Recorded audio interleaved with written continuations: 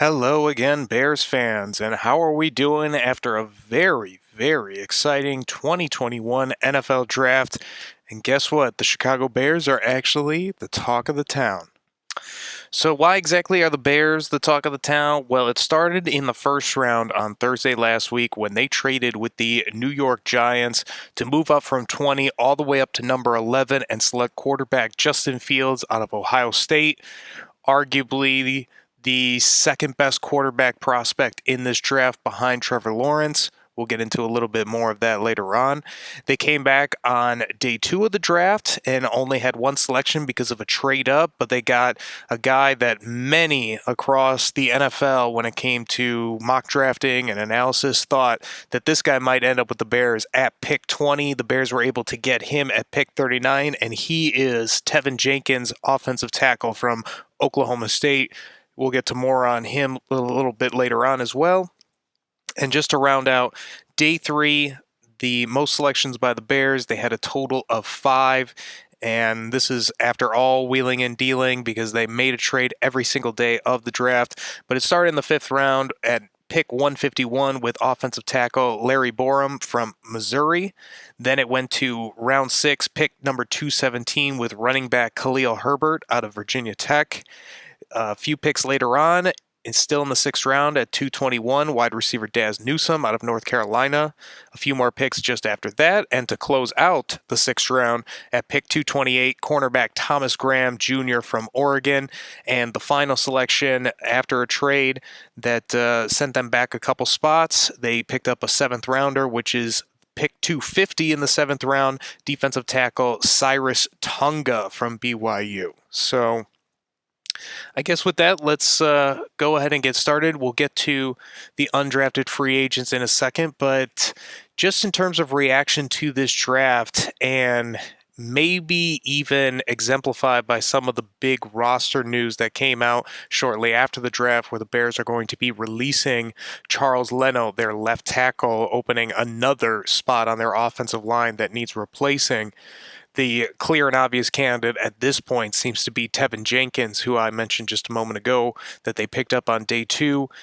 And, we can just go ahead and get started there because I think that this draft screamed a couple things, and it was a very interesting offseason going into this draft. Let's not forget how desperate the Bears were for a quarterback, and we're definitely going to talk quarterback in here, but the big thing was getting a solution at the most important area in your football team on the field, and that is the quarterback position. But we all were saying it that in this offseason, if the Bears were unable to make a trade for, let's say, a Russell Wilson, Deshaun Watson, whoever was available on the market, none of that really mattered if they were going to have this offensive line in front of them. That was one of the most disappointing areas of the football team a season ago. That's where you get into what are the solutions there, and the Bears, with a lot of tight cap money and cap space, it didn't make sense for them to really look in free agency for them to solve their solution, which meant that they would have to go in the draft. And luckily for them, this was a year of really good offensive linemen, especially at the tackle position where they needed help by far the most. So to come in to day 2 of the draft, trade up and get Taven Jenkins, and they had to give up their 3rd round pick in order to do so. That's why they only had one selection on the day. It screams a huge upgrade on this team. And I think one of the biggest upgrades is just the intangible of this pickup, because Taven Jenkins is considered a very nasty, mean, angry type offensive lineman, a la Olin Kreutz, a la Kyle Long. Some of these passionate, fierce offensive lineman leaders that we've seen throughout the course of Bears history. Taven Jenkins seems to be the next one in line because that's exactly what he is. He's a leader. He's very emotional. He fights, and he is physical all the way through the whistle. It's really fun to see his highlights, especially in the run game, how he just takes people out.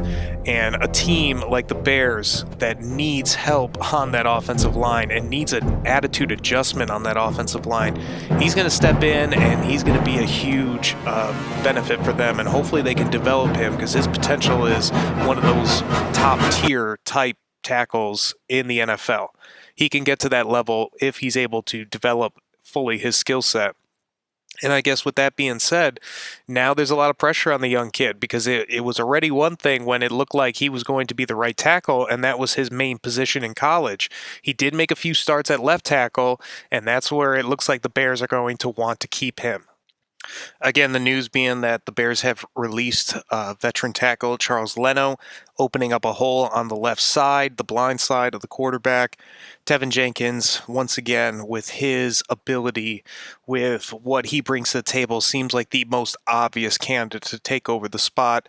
There are a few guys, and this kind of harkens to what we're going to see throughout this draft in terms of a common theme or something to really take away, and that is competition.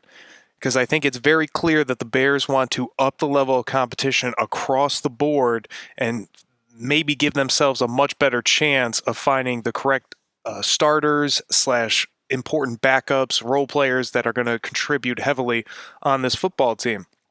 And what I mean by that is now you have to see who's going to battle it out for 2 tackle spots. And you made such a high commitment in Taven Jenkins, it makes a lot of sense that you would want him filling in day one, and it seems that he's capable of doing that.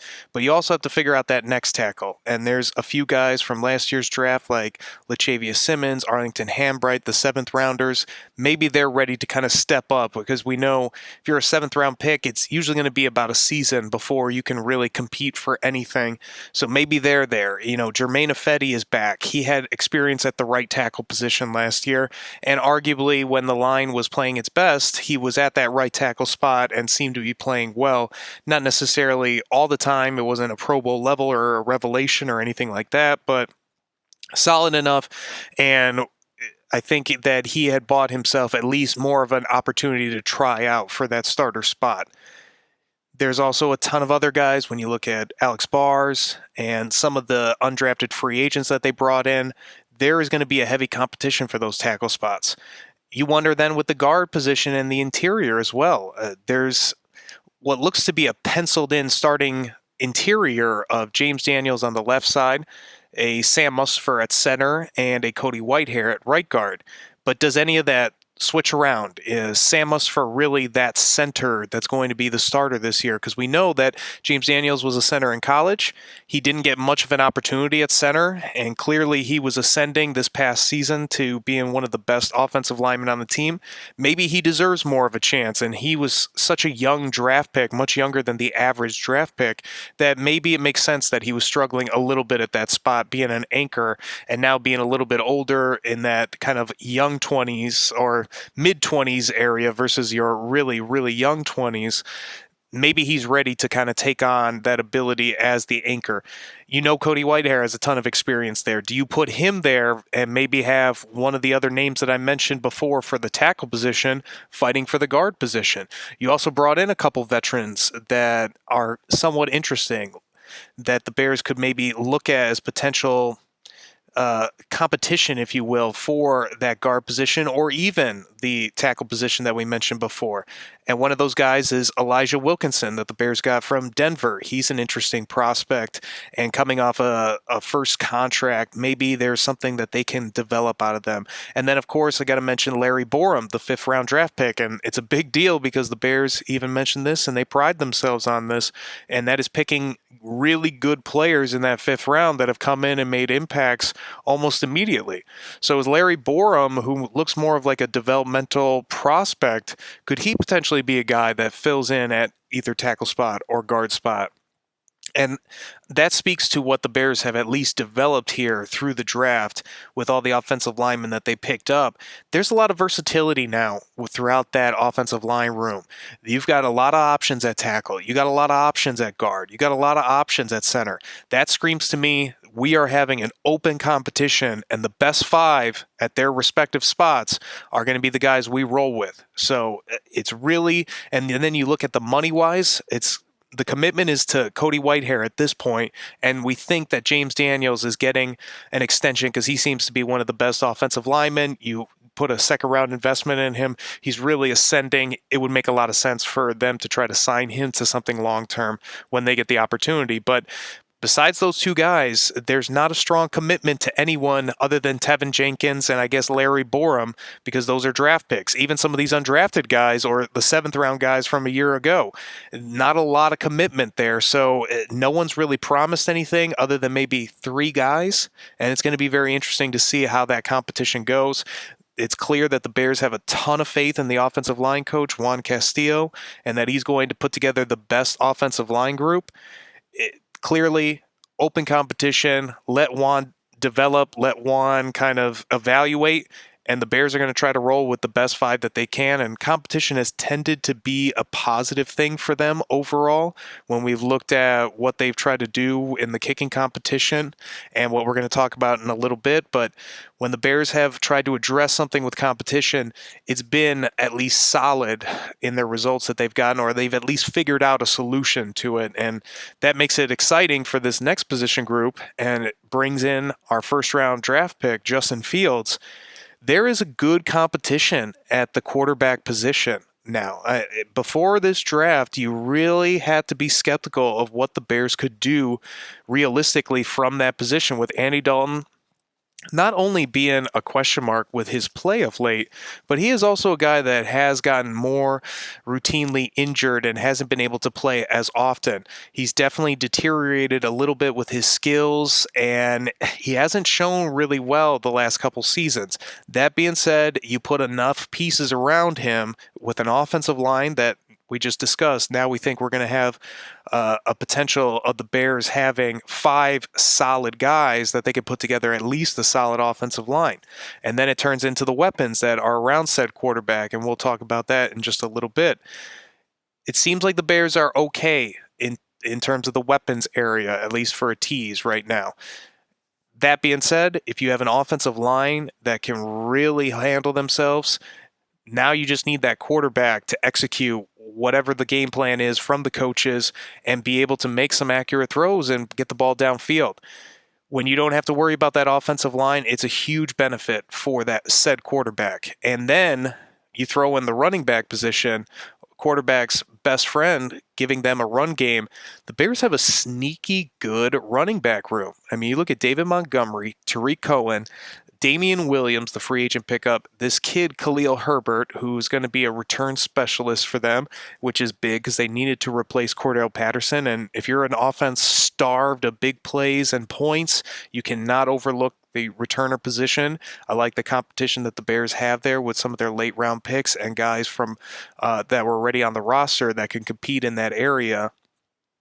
But that running back room, really, really good with a lot of diversity and a lot of strength. There's a ton of competition for that kind of 4th running back spot, starting with Khalil Herbert, but you can't forget Artavius Pierce and Ryan Nall, 2 guys that the Bears have clearly shown that they've liked. They're going to be competing for a roster spot now. So that's going to bring special teams into play. And we know anytime you've got a lot of competition on the back end of the roster, where they're most likely going to get a roster spot is how well they play on special teams. And that can only mean good things for a special teams unit. And the Bears, being an offense that struggled mightily, they're a team that cannot ignore special teams. Sometimes you can kind of get away with ignoring special teams if you have that booming offense and a defense that can get stops. Not with this offense. You got to have really good special teams just to make sure you give yourself every possible edge to try to win a football game when you know your offense can't really put up the points. But moving back to the quarterback position, with such a good running back room, with a really solid offensive line in front of them, you start looking at the outside of the receiver position and as well as the tight end. And I think we all kind of feel good about the possibility of Cole Kmet developing. The Bears really didn't do much in terms of free agency or the draft, and most likely that's because they just didn't have enough picks or enough money to really add any extra depth or competition to that tight end room. Even that being said, we know that spots 3, 4 in that tight end rotation, that's going to be a heavy competition with who's left on the roster. Cole Kmet will be most likely your starting tight end most of the time, followed by a spell by Jimmy Graham, and Jimmy Graham as the red zone kind of mismatch big-time weapon. And he was very good at that role last season. If the tight ends, ascend with Cole Kmet being an ascending player. Then you look at the receivers, you still have Allen Robinson. Darnell Mooney with his speed is a weapon. The kid that they picked up in this draft, Daz Newsome, the wide receiver from North Carolina, he's a weapon that they could potentially use. Is there hope for Anthony Miller? If Anthony Miller can turn things around, he might be a cut that's coming or looming, but they were unable to try to trade him. He's a guy that knows the system and has ability. He's just been very inconsistent. Do they give him maybe one more chance to battle it out? And there's still the Riley Ridleys of the world, the Javon Wims. Now you bring in a really electric player in Marquise Goodwin, even though he hasn't really been able to stay healthy. But you feel like with all those different kind of receivers and some of the other guys that are going to be battling to try to get a roster spot, when you talk about some of the previous guys on the roster and the practice squad, if they can find a nice 6 guys at that receiver spot with Allen Robinson at the top, Darnell Mooney as kind of the number 2, I think you feel good about the weapons around the quarterback position. And the only thing really missing if you're Matt Nagy and looking at your team going over the different position groups, you need a quarterback that can really execute and get some of these guys the football, or at least know what to do with the football. And if there is those situations of RPOs or the quarterback coming to the line and making the correct checks and calls, that it is going to those run plays, because we know that Nagy kind of considers those check downs to runs or check out of runs to passes as run plays, even though it may not be a run play, first of all, because they check into a pass. But we hear a lot of times in his post-game pressers, we had run plays called, but we're checking out into passes and not necessarily making it up at other times of the games, kind of sticking to what they were going to do. It just happened to work out that the check got them out of the run. If they're able to get kind of that good balance of run to pass and a quarterback knows to put themselves in the correct situation, whether it's a check on when they come to the line of scrimmage or in the RPO, knowing when to hand off and when to keep it or when to throw it, they have a chance now with Nick Foles, Andy Dalton, and Justin Fields, because we know that this kid, Justin Fields, he's ready to come in. And I don't really have to go too deep into Justin Fields. I think everyone's heard it. This guy is a legitimate threat to end the Bears franchise quarterback search, because he is a guy that's been the man multiple times. He's shown the intangibles, the leadership, the workability. He's shown the on-field ability, on-field growth, coming from a very good program, being one of the best players in college football over his few years as a starter, but not to put shame on the few, because he has an extensive starting history at quarterback that you can look at, tons of tape, unlike Mitch Trubisky, where you just are really almost searching for more tape because there's just not enough on him. This guy has the downfield ability. He has the pocket presence. He's more of a pocket passer that can run, not a runner that you have to turn into a pocket passer. He is a natural thrower. That's not to say that there is not flaws to his game. He's going to have to be much better at his processing, much better as progressions and reading the field. But if he can continue to deliver the ball deep downfield with accuracy like he showed in college routinely, the Bears have a guy that's a threat at every single level, because he has that 4.4 speed on top of it. The possibilities that Nagy can have at RPO are huge. That is why I'm not fully convinced that Justin Fields won't be the starter for the first snap of the 2021 regular season. Now, he's going to have to earn it. He's going to have to make sure that he is the best quarterback in camp. But when you look at that locker room that's been scarred by Mitch Trubisky, just as much as the head coach and the GM have been, the entire franchise has felt that quarterback not working out and how difficult it was under him to be successful on offense. If they see a young quarterback that's clearly outplaying 2 veteran quarterbacks that have had a lot of success in their careers and that know this system more, or just know NFL systems more than Justin Fields does, but with his play, with how he carries himself, if that all shows up to be a renowned by the locker room, if you will, kind of recommendation for that player to be the starter, we know Matt Nagy wants to run his offense. That's his number one goal, and that's why a lot of people are calling this the Matt Nagy draft, because they got a lot of guys to allow Matt Nagy to run his offense, because that is the goal. Get this offense scoring and get it humming, because right now there's no reason to keep Matt Nagy and Ryan Pace, because they have misevaluated offense more than anyone has in recent years here in Chicago. So if Justin Fields offers a solution or an end to that problem, I would not be shocked at all if Matt Nagy decides to pull the trigger and go with the kid. Justin Fields is going to have to earn that, though. They're not going to just give it to him. I totally think that the plan is for Andy Dalton to be the starter for as long as he can be. And even how Matt Nagy phrased it, we have this plan. If something changes immediately about it, we're going to roll with it. Essentially what he said after the draft press conference. Meaning, if Andy Dalton's just not getting it done in practice and I got a guy that is in Justin Fields, why would I just make Andy Dalton the starter over Justin Fields? That's what I think he's talking about. And if Andy Dalton, now with that competition of Justin Fields, with his NFL life on the line, we should see the best out of him. And when we see the best out of a guy that's a Pro Bowl type player pushing a kid that looks like a franchise quarterback, and then on top of it too, you have a guy in Nick Foles that kind of plays another wild card element in terms of just being a guy that can maybe help in the development of Justin Fields. Maybe he helps in the development of Andy Dalton. Who knows? Who knows what kind of play I guess Nick Foles has in this in general, but that quarterback's room is very good, is going to be very good for Justin Fields overall in his development, I think. So you got a lot of competition at quarterback. You got a lot of competition on offense all the way around. The Bears didn't necessarily address all their issues when you look at the defensive side of the ball. Cornerback was the big area, but this kid that they got out of Oregon, the Thomas Graham Jr., a lot of people have talked very, very highly about him. He looks like a guy that is potentially capable of being a starter, and he was a starter at Oregon for multiple seasons and opted out this past one. He could be a guy that maybe can be a contributor. They're very high on a lot of guys that they already have on the roster. You get some guys back. I was thinking about safety as a position that could be a weak spot for the Bears, and you kind of forget that they weren't with their full amount last season in that safety position when Jordan Lucas, he was not even available to the team because he had sat out last season, the COVID season. He's coming back to be in that safety room. He could be a potential upgrade. You still bring back Deion Bush and DeAndre Houston-Carson. Christian Jones, a former Bear, comes and gets brought back in. You have a battle with Danny Trevathan, with Joel Ibuniwe on the back end of the roster. Joshua Woods is another guy battling for that inside linebacker spot. So you have a lot of competition at that kind of back end of the inside linebackers. And you could say the same thing with the outside linebackers, because we know Khalil Mack and Robert Quinn are your starters. Who's the next guys up?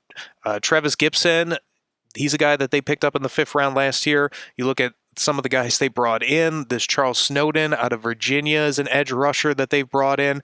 Ladarius Mack, the younger brother of Khalil Mack, is that a guy that could develop into anything on the outside? So there's some guys that are really battling it out for those backup outside linebacker, if you will, rotational pass rush pieces. I should even put James Vaughters in there. A lot of competition at that spot. Then you look at the defensive line. Getting Eddie Goldman back is huge. Signing Mario Edwards was huge for this team, and they were able to secure a guy that was really, really effective for them in the run game as well as the pass game. And when you look at the holes of that defensive line, you're kind of looking at that backup nose tackle, and with Cyrus Tunga, who was rated one of the top defensive tackles in this draft, albeit it was a very weak defensive tackle draft, especially considered or compared to a few seasons that we've had in recent memory. But Tunga, a legit nose tackle, could be a guy that really helps in that run game.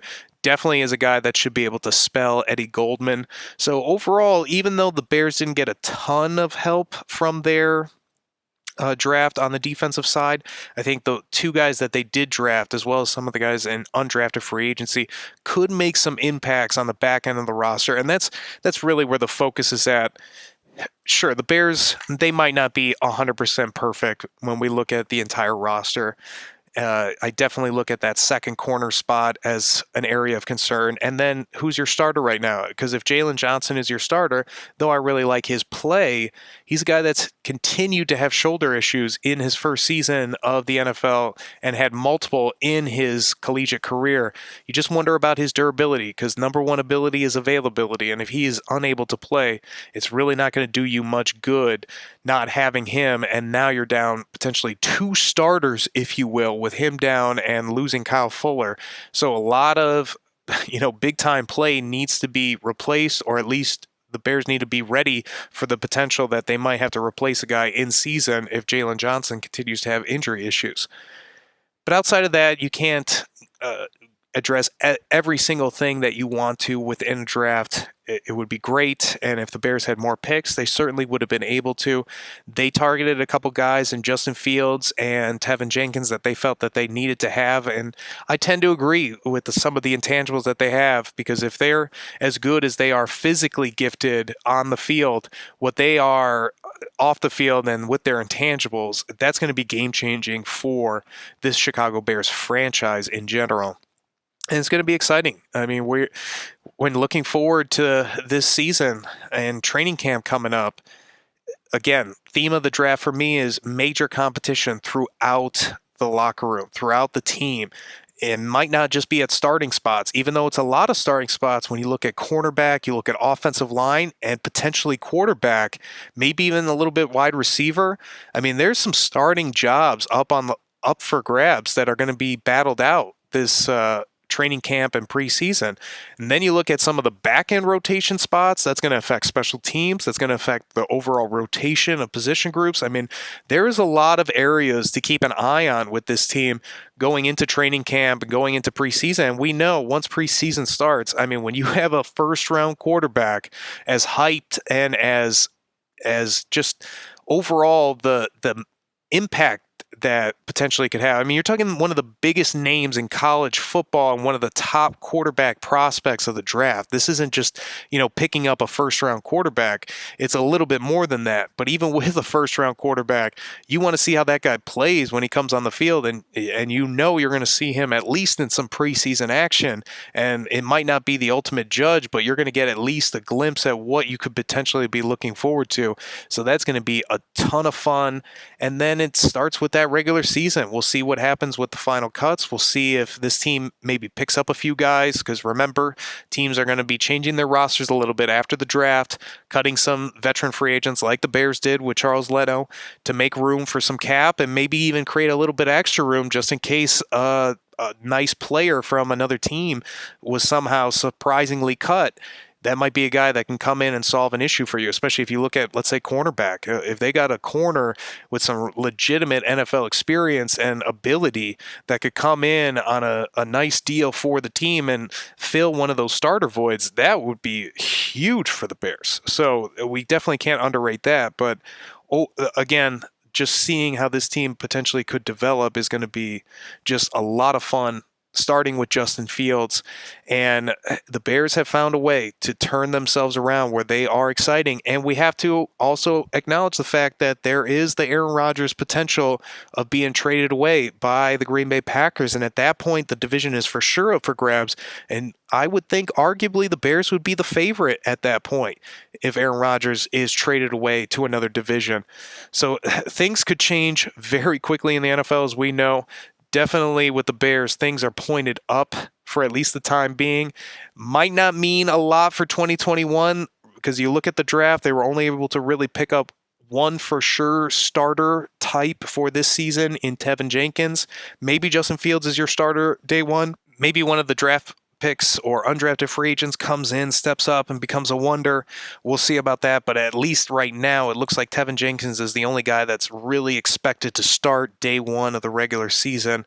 So it's just going to be a ton of fun breaking down some of these battles, some of these competitions, and it's going to be very, very interesting and fun. Once again, like a rejuvenating fun to see a quarterback that fans can really be hopeful about put on a Bears uniform and wow, not only in training camp, but start wowing a little bit when it comes to preseason. And maybe, hopefully, he is the future. the generational quarterback, and we see him sooner than later filling that role.